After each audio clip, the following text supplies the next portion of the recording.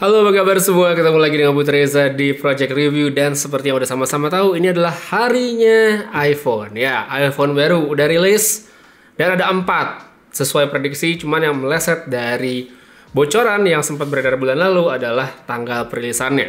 Bocorannya kan waktu itu Oktober 2, November 2. Tapi ternyata empat-empatnya langsung diluncurkan bersamaan, cuma yang berbeda adalah nanti distribusinya saat available di pasaran. Dimana yang iPhone 12 dan 12 Pro itu bulan ini, Oktober.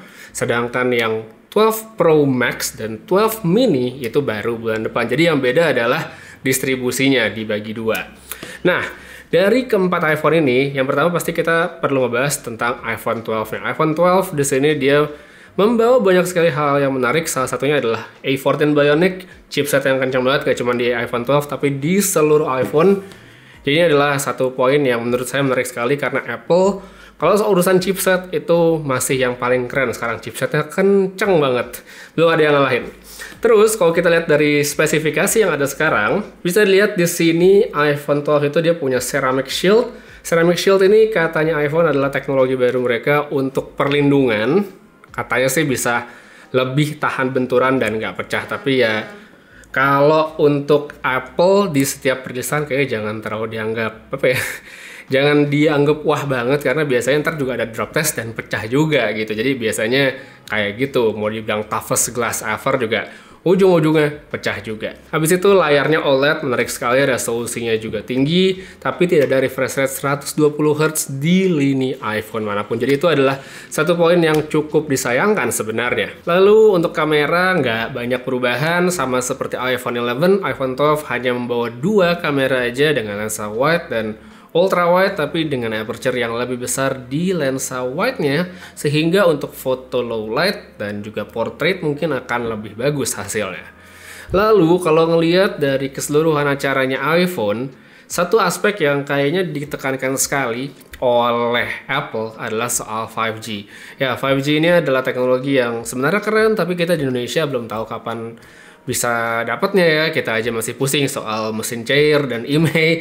Jadi untuk bikin 5G buat sekarang mungkin agak susah. Tapi sebenarnya walaupun banyak yang kontra tentang iPhone yang mementingkan 5G sekarang, sebenarnya ya kalau dilihat oke-oke aja karena iPhone itu adalah satu perangkat atau handphone yang lifespan-nya panjang, waktu penggunaannya panjang sekali. Bahkan kalau kita bisa lihat sekarang, iPhone 6s aja masih banyak yang cari gitu kan.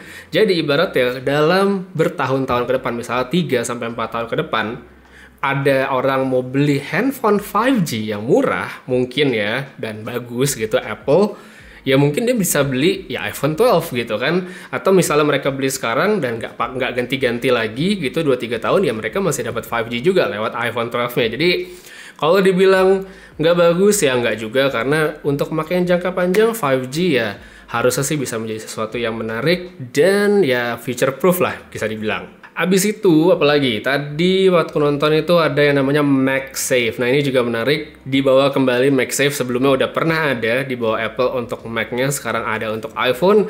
Jadi MagSafe ini bisa di breakdown kayak magnet safe. Jadi ini berbasiskan magnet, di mana aksesoris-aksesoris saya itu bisa nempel di iPhone lewat magnet. Ada 2 yang jadi highlight, bisa dilihat di acaranya, yaitu charger. Jadi tinggal ditempel di belakang, udah langsung nge-charge, nggak usah nyocok-nyocokin lubang. Dan satu lagi itu ada yang berupa kayak tempat kartu. Mereka bilangnya wallet. Jadi kalau di sini saya pernah pasang ada MOV ya, mungkin pernah lihat video rekomendasi aksesoris saya. Ini tuh ada MOV tempat kartu sekaligus stand handphone, ya kayak gini juga sebenarnya, mirip-mirip tapi nggak ada standnya dan itu sifatnya magnetik. Menarik sekali karena bisa menambah aksesoris dari Apple, tapi kalau dilihat lebih jauh ini juga menjadi peluang yang sangat baik bagi produsen aksesoris third party. Jadi saya yakin juga pada sadar ya, produk-produknya Apple, entah itu iPhone atau yang gampang deh AirPods saja, itu adalah salah satu TOS dengan aksesoris casing terbanyak. Gampang banget nyari casingnya. Jadi dengan adanya MagSafe ini harusnya sih nanti produsen third party bakal bikin banyak sekali inovasi-inovasi baru yang mendukung MagSafe tadi. Menarik banget karena ya banyak banget nanti bakal aksesoris yang mungkin bisa keren, bisa fungsional, bisa lucu dan segala macamnya, atau mungkin bakal aneh juga, nggak tahu. Kemudian seperti yang udah muncul rumornya dari kapan tahu, akhirnya benar-benar terwujud di mana Apple tidak menyertakan charger di dalam setiap iPhone barunya. Jadi cuma ada iPhone, mungkin user manual, stiker Apple, dan kabel USB-C to Lightning. Ya gimana ya, agak aneh juga sebenarnya, karena kalau lihat mungkin Apple mikirnya tuh orang pada pakai itu ya, apa namanya, iPhone yang belum lama sehingga punya charger dengan konektivitas USB-C, bukan USB biasa. Sedangkan buat user-user lama gitu yang nggak punya charger kepalanya yang pakai USB-C, kalau di iPhone baru mereka beli dan nggak dapet charger, otomatis apa? Mereka mesti beli lagi, dan pasti nanti Apple bakal jual aksesoris mereka. Jadi ya cuan lagi. Tapi kalau misalnya ada yang bilang, wah ini bisa menjadi awal di mana Android bakal ya ke depannya menghilangkan chargernya juga dalam setiap paket penjualan. Bisa ya, tapi bisa juga tidak. Tidaknya karena kalau kita lihat Android itu teknologi charging dari setiap merek itu berbeda-beda. Jadi kayak Oppo sama Xiaomi sama Samsung itu beda. Jadi kalau misalnya mereka hanya jual kabel doang dan tidak memberikan ekosistem charging yang sama, ya susah. Kita misalnya beli Oppo gitu. Oppo misalnya pakai Supervook aja kan susah nyari charger third party-nya. Jadi kayaknya kalau misalnya Android nggak jualan charger juga, nggak ada masukin charger di kotaknya, itu menurut saya masih jauh kayak. Jadi kalau untuk user Android mestinya sih nggak perlu khawatir. Sekarang baru deh saya mau ngomongin tentang iPhone 12 Pro dan 12 Pro Max. Di sini saya pakai iPhone 11 Pro, dulu punya yang Pro Max tapi nggak saya pakai, saya jual karena kegedean. Dan sekarang ada lagi yang Pro dan Pro Max. Sepertinya mungkin saya masih akan bertahan di Pro kalau beli, tapi nggak tahu Pro Max-nya juga menarik karena ada sedikit perbedaan spesifikasi khususnya di kamera. Jadi kameranya itu secara spesifikasi mungkin kelihatannya sama, tapi ada dua aspek yang kelihatan berbeda, yaitu optical zoom-nya, di mana iPhone 12 Pro itu cuma 2x, sedangkan 12 Pro Max itu 2,5x, jadi ada 0,5 bedanya. Sama satu lagi, di iPhone Pro Max itu dia punya stabilization yang beda, namanya sensor shift stabilization. Jadi stabilisasinya itu adalah di sensor, sedangkan kalau di iPhone 12 Pro itu stabilisasinya masih di lensa.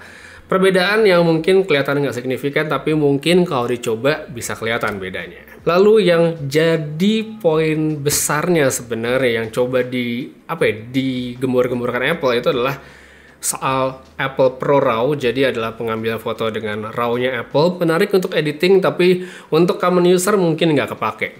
Habis itu ada juga yang namanya 4K HDR, di mana itu direkam dengan Dolby Vision 10 bit 60 fps. Itu adalah format yang sebenarnya gila banget sih. Itu data yang berat sekali, menarik banget untuk dicoba. Walaupun di presentasi Apple bilang kalau iPhone 12 Pro ini bisa record, bisa edit, dan bisa playback. Tapi saya penasaran kalau misalnya nih ngerekam 10 bit 4K HDR 60 fps pakai iPhone, habis itu dioper ke komputer, bisa diedit atau enggak, itu yang penasaran. Karena itu adalah data yang berat banget. Saya biasa pakai ini kamera sekarang buat rekam Lumix, ini 8 bit aja. Kalau di grading itu berat banget. Belum lagi 10 bit, saya pernah nyoba, ini juga bisa 10 bit tapi nggak pernah saya pakai karena berat banget di komputer. Jadi penasaran gimana nanti kalau dicoba dari hasil iPhone-nya.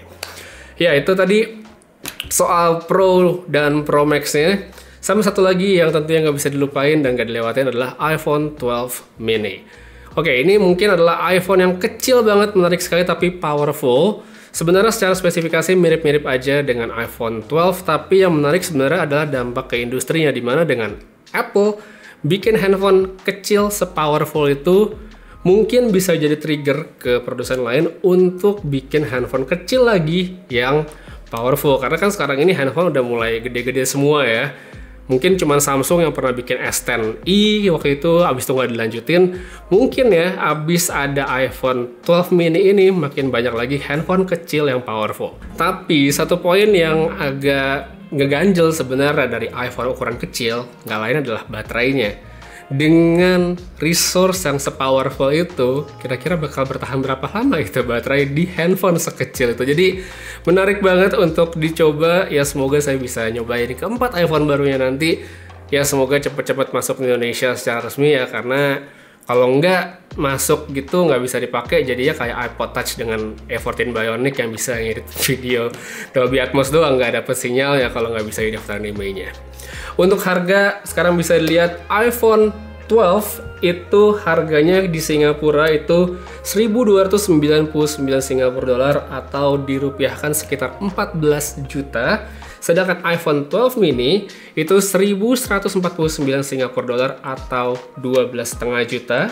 Sedangkan yang Pro, nah ini dia nih, iPhone 12 Pro di Singapura itu 1.649 atau kita konversi sekitar 17,8 juta untuk base modelnya. Sedangkan untuk yang Pro Max itu harganya kalau dirupiahkan adalah 19,5 juta di Singapura. Jadi kalau masuk ke Indonesia mungkin bisa ditambah 1,5 sampai 2 juta ya lah ya. Jadi untuk yang mau beli Pro Max siapkan budget di angka 20 jutaan. Mahal ya memang, buat apa ya tergantung orangnya sih. Jadi semoga bisa dicobain keempat handphone tadi, menarik banget karena saya udah punya bayangan mau dicoba macam-macamnya tuh handphone buat apa aja. Jadi ya jangan lupa untuk like dan subscribe supaya nggak ketinggalan videonya. Semoga bisa secepatnya ada di sini.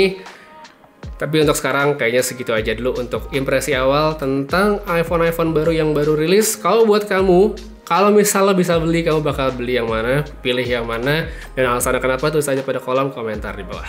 Sekian dulu untuk video kali ini, terima kasih banyak telah nonton. Sampai ketemu lagi di video berikutnya, jaga kesehatan selalu, dan seperti biasa, have a nice day.